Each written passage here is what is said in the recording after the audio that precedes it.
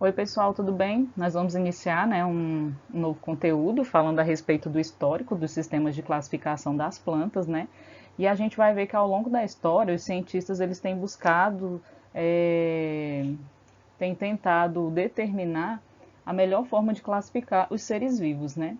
E as ideias, né, de como fazer esse tipo de classificação, né, ela mudou muito ao longo do tempo, né? Então a gente vai poder observar, né, essas mudanças, né, e a evolução dos sistemas iniciais até os sistemas de classificação atual. A sistemática, ela se dedica a estimar e representar a história evolutiva das espécies, ou seja, ela demonstra, né, como as espécies se originaram, né, fazendo uma análise dos seus ancestrais, né, e como esses descendentes eles se modificaram, né, ao longo do tempo.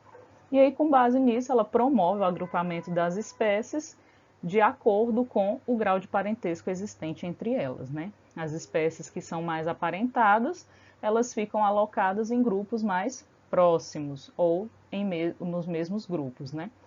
Só que nem sempre foi assim. Os sistemas de classificação dos seres vivos, eles são muito anteriores às teorias evolutivas do século XXI. Ou seja, muitos sistemas de classificações, eles foram construídos anteriormente. Eles eram mais superficiais, né? Mas eles foram a base para que hoje nós tivéssemos um sistema de classificação mais fundamentado. E esses sistemas de classificação, né, anteriores às teorias evolutivas do século XXI, eles foram construídos com base em semelhanças e diferenças aparentes entre os organismos, né? Quando fala semelhanças e diferenças aparentes, refere-se a características morfológicas da planta, né? Aquelas que eram fáceis de serem visualizadas com os instrumentos que eles tinham naquela época, né? Porque hoje a ciência está muito avançada, né? Nós temos diversos instrumentos disponíveis, né, que permitem a análise do DNA. Então, os sistemas eles são muito mais complexos, né, quando comparados aos sistemas anteriores, né, que se baseavam, né, nessas características mais aparentes entre os organismos. Então, os sistemas de classificação, eles são muito importantes porque é por meio deles que é possível, né, realizar o acompanhamento das fases do desenvolvimento da taxonomia vegetal. A gente observa que por meio deles os sistemas evoluíram, né, de sistemas mais simples, né, isso tinha a ver com a questão do conhecimento existente na época e das ferramentas disponíveis, né, para características, para sistemas, né, que são mais complexos atualmente. E aí, né, isso se baseava nos critérios que eram utilizados, mas claro que esses critérios, né, mais uma vez eu enfatizo, tinha muito a ver com a questão do conhecimento e das ferramentas disponíveis.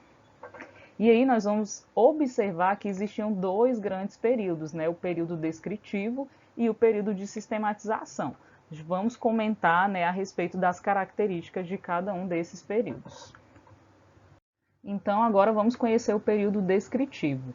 O primeiro sistema de classificação que foi construído nesse período se baseava no hábito, né, das plantas. Então, separava, né, a, as espécies, né, classificava as espécies em árvores, arbustos e ervas. E ainda distinguia, né, aquelas que eram sempre verdes e aquelas que eram caducifólias. Espécies caducifólias são aquelas que perdem as folhas em determinada época do ano, né? Essa determinada época é uma época que é desfavorável ao crescimento da planta. Normalmente uma época seca ou uma época muito fria. Esse primeiro sistema de classificação, ele foi construído por Teofrastos, né? Inclusive ele é considerado o pai da botânica. Ele escreveu o livro aqui História Plantaro, que significa História das Plantas, né? Onde ele comentou e descreveu mais de 400 espécies.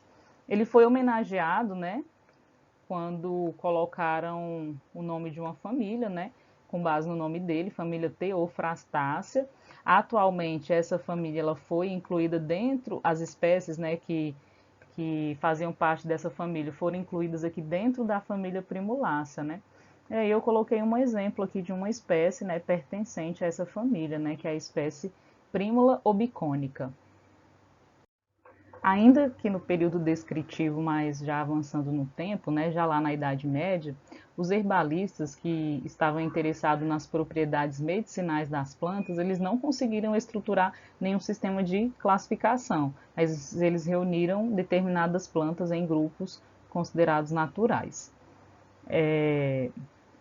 Outro estudioso, né, chamado de Alberto Magnus, ele foi o primeiro a reconhecer as diferenças existentes entre monocotiledôneas e as dicotiledôneas, né, com base na estrutura do caule, né, porque quando a gente estudar a parte de anatomia, vocês vão observar que em monocotiledôneas, os feixes vasculares, xilema e floema, eles ficam dispersos aqui por todo o caule, né? São essas pontuações aqui, né?